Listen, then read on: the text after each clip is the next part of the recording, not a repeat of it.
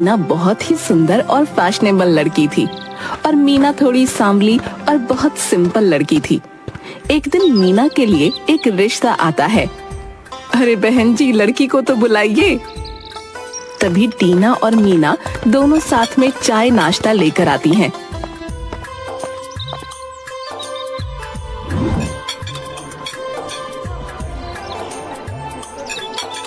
अरे वाह, लड़की तो बहुत ही प्यारी है, मुझे तो रिश्ता मंजूर है।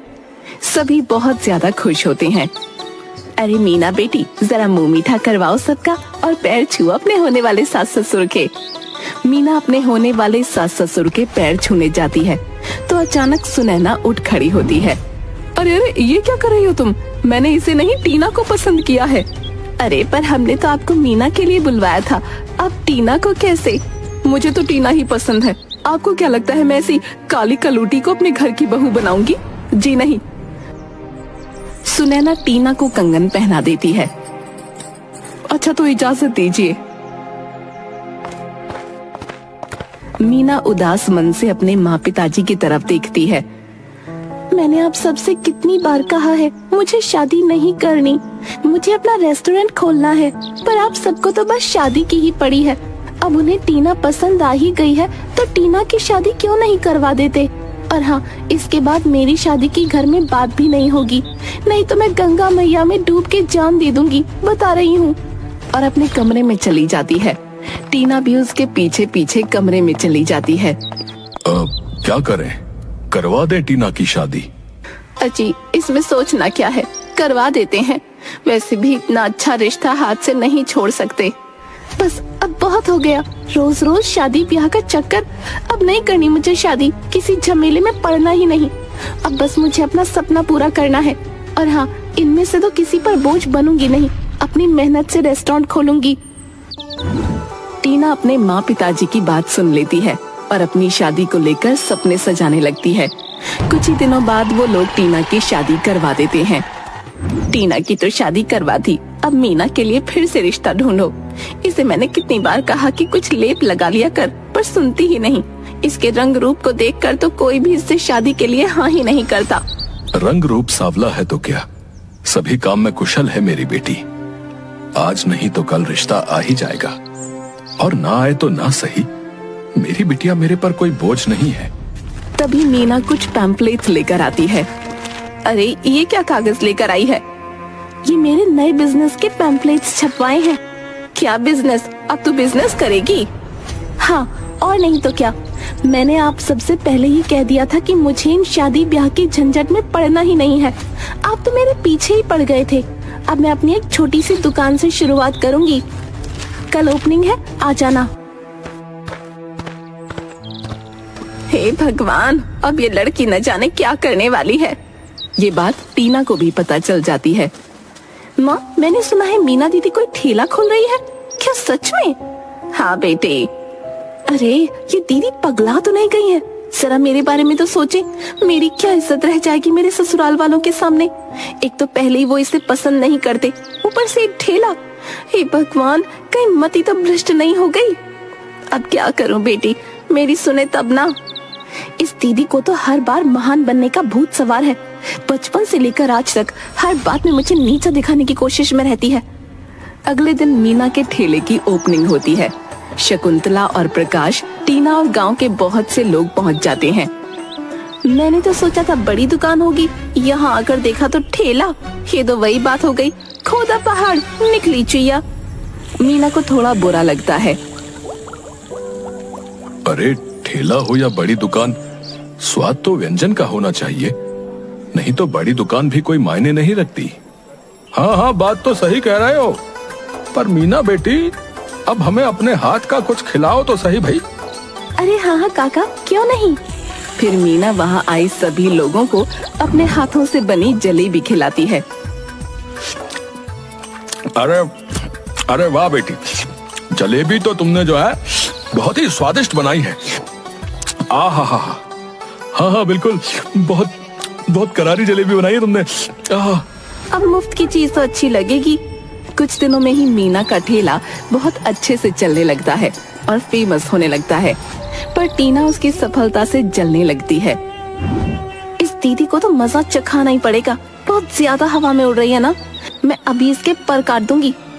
टीना एक दवाई की शीशी को देखकर, अगर मैंने इन जलेबियों में इसे मिला दिया तो जो भी इन्हें खाएगा ना बीमार पड़ जाएगा, फिर शर्म के मारे इन्हें अपना ठेला बंद करना पड़ेगा।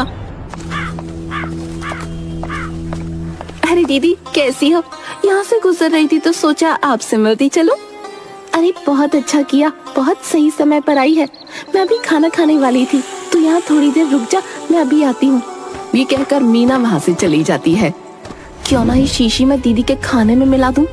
हाँ, तब तो ये थोड़े दिन उठ ही नहीं पाएंगी। फिर टीना थोड़ी दवाई मीना के खाने में और थोड़ी जलेबी के घोल में मिला देती है। मीना आ जाती है। अब देखना ये है कि ये जलेबी किसके पेट में जाती है। अरे वाह, एक तीर और दो शिकार।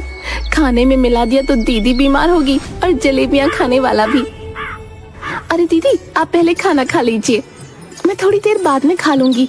देर कुछ नहीं, पहले खाना खा लो फिर काम करती रहना। क्या बात है, आज तो मुझ पर इतना लाड़ आ रहा है। मीना टिफिन खोलती है। आज तो माँ ने तेरी पसंद का खाना बनाया है, चल आजा तू भी खा ले। अरे नहीं नहीं दीदी, मुझे भूख नहीं है। अरे ऐसे कैसे भूख नहीं है? जब से तेरी शादी हुई है तब से हम दोनों ने साथ में खाना नहीं खाया। आज तो मैं तुझे अपने हाथों से खाना खिलाऊंगी। और जबरदस्ती टीना के मुंह में खाना ठूंस देती है। तभी टीना के पेट में गुड़गुड़ होने लगती है। अरे दीदी अब मुझे चलना होगा, पर अभी तो तूने सिर्फ एक ही पूरन पोली खाई है, ऐसे तो सूख कर कांटा हो जाएगी। अरे नहीं नहीं दीदी, अब और खा ली तो मैं स्वर्ग ही सिधार जाऊंगी, मुझे जाने दो। और वहाँ से भाग जाती है। इसे क्या हो गया? चलो जो भी है, मैं खाना खा लेती हूँ। तभी एक कुत्ता आकर उसके टिफिन को झूठा कर देता है। ये लो, आज तो खाना खाना किस्मत में ही नहीं था। चलो कोई बात नहीं। वो फिर उठकर ठेले के पास खड़ी हो जाती है, घड़ी को देखकर। अब मुझे नहीं लगता कि कोई जलेबियां लेने आएगा, और माँ ने भी जल्दी बुलाया था। एक काम करती हूँ, ये सब पैक करके अब घर चलती हूँ। तभी ठेले के सामने सुनैना आकर खड़ी हो जाती है। मीना बेटी, वो मैं यहाँ से गुजर रही थी तो सोचा क्यों ना तुझसे मिलती चलूं। आज सबको मेरी बड़ी याद आ रही है। क्या बात है, अभी अभी टीना भी आई थी, पर अच्छा किया। वैसे तू इतनी खास जलेबियां तो बनाती नहीं है, पर वो क्या है ना, आज राहुल के बाबूजी का जलेबियां खाने का बहुत मन कर रहा था, तो मैंने सोचा अब क्यों ना तेरे ही ठेले से लेती चलूं। इसी बहाने तू भी 2 पैसे कमा लेगी। मीना सारी पैक की हुई जलेबियां सुनैना को दे देती है। कितने पैसे हुए? अब खैर जितने भी हुए हो मैं बाद में देती हूँ। और बिना पैसे दिए चुपचाप निकल लेती है। ये नहीं सुधरेंगे कभी। तभी मीना के ठेले पर एक आदमी आ जाता है। मैंने तुम्हारी जलेबियों का बहुत नाम सुना है। अरे भाई साहब, पर अभी तो जलेबी बची नहीं, और मैं बस जा ही रही थी। अरे नहीं, आज मैं थोड़ा जल्दी में हूँ और मेरे बेटे की शादी है, तो मैं बस उसी के लिए ऑर्डर देने आया हूँ। ये कुछ एडवांस है, बाकी शादी वाले दिन मिल जाएंगे। जी जी बिल्कुल, आप मुझे एड्रेस दे दीजिए, मैं आपके यहाँ समय से जलेबियाँ भिजवा दूंगी।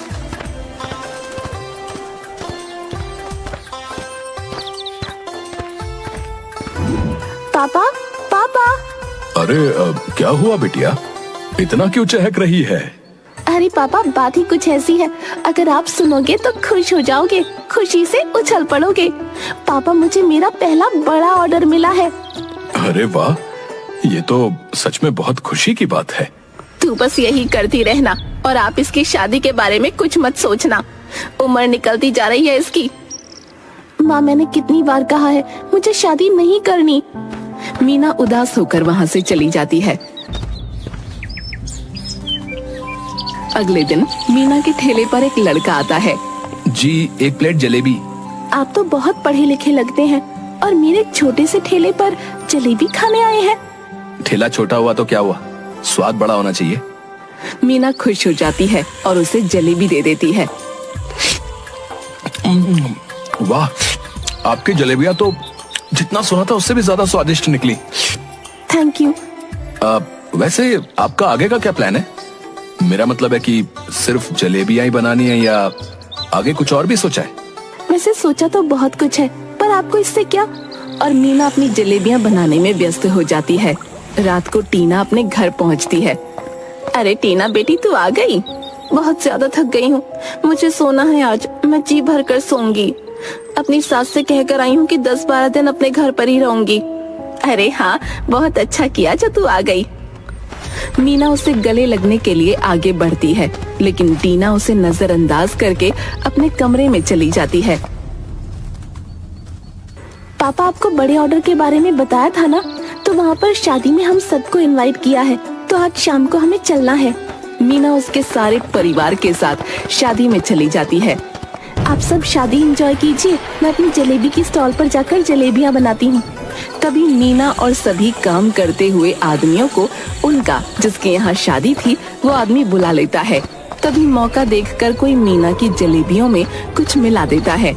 थोड़ी देर बाद जब मीना अपने स्टॉल पर आती है और जलेबियाँ बनाने लगती है तो उसकी जलेबियाँ बहुत ही ज्यादा मीठी हो जाती हैं। इतनी मीठी कैसे हो गईं? अब इनका क्या करूं? सारे मेहमान भी आने वाले हैं। तभी मीना के परिवार वाले वहाँ पर पहुँच जाते हैं। अरे बेटी, क्या हुआ? बहुत परेशान लग रही हो। फिर मीना प्रकाश को सारी बातें बताती है। ये सुनकर टीना बहुत खुश हो जाती है। पापा अब मैं क्या करूं?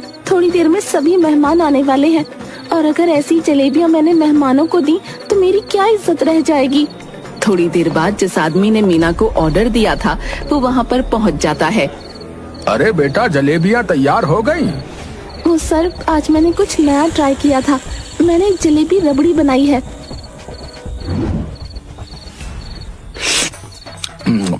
अरे वाह, ये तो बहुत ही ज्यादा स्वादिष्ट है। सभी शादी में आए हुए लोग मीना की रबड़ी जलेबी बहुत ही ज्यादा पसंद करते हैं और बहुत तारीफ करते हैं। रात को सब घर चले जाते हैं। पापा, अच्छा हुआ आपने मुझे आइडिया दे दिया, नहीं तो मैं क्या करती। अरे मेरी बेटी इतनी मेहनत करती है तो मैं उसके लिए इतना सा काम नहीं कर सकता। पर मैंने तो चाशनी बराबर ही ली थी, पर पता नहीं कैसे जलेबी खराब हो गई। बताओ, क्यों किया तुमने ये सब? क्या मैंने कुछ नहीं किया? झूठ मत बोलो। मैंने तुम्हें अपनी आंखों से उसकी चाशनी में शक्कर डालते हुए देखा था। बताओ, क्यों किया तुमने ये सब? अपनी बेटी की ही दुश्मन क्यों बनी हुई हो? अच्छा जी, मैं अपनी बेटी की दुश्मन बनी हूँ या तुमने टीना के बारे में कभी सोचा है? बचपन से लेकर आज तक बस दिन भर मीना मीना रट लगाए फिरते हो। अरे कैसी माँ हो तुम? मेरे लिए टीना और मीना दोनों बराबर हैं। कैसी माँ? अरे मैं इसकी माँ नहीं हूँ। इसकी माँ तो बचपन में ही मर गई थी। मैं परेशान हो गई हूँ इससे, और ऊपर से रंग भी इतना पक्का है, कोई शादी के लिए हाँ भी नहीं करता। अगर ये यहाँ से चली जाए तो बला टले मेरे सर से। मीना रोते हुए अपने कमरे में चली जाती है।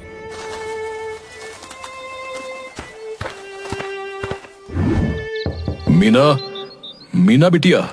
दरवाजा खोलकर अंदर देखता है तो उसे कोई नहीं दिखता और एक चिट्ठी मिलती है। शकुंतला, तुम्हारी वजह से आज मेरी बेटी घर छोड़कर चली गई। क्या दीदी भाग गई? बकवास बंद कर अपनी। वहीं दूसरी तरफ मीना उदास होकर रोड पर चल रही थी। अचानक एक गाड़ी से टकरा जाती है और वो बेहोश हो जाती है। गाड़ी में वही रोहित नाम का लड़का था जो मीना के ठेले पर आया था। रोहित उसे अपनी गाड़ी में बैठाकर अपने घर ले जाता है।